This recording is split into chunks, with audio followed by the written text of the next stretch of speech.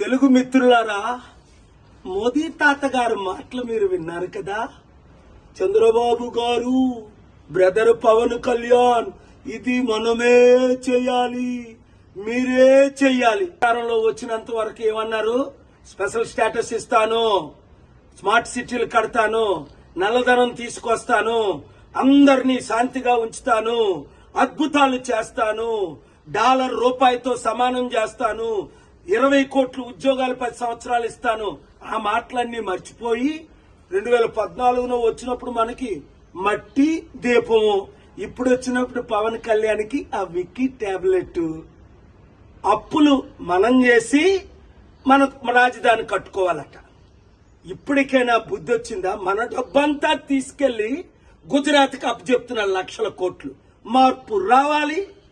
మాకు మోదీ వద్దు, మోదీ తొత్తులు వద్దు అన్నవారు అందరూ క్లిక్ చేయండి, వీడియో ఫార్వర్డ్ చేయండి, మార్పు తీసుకురండి.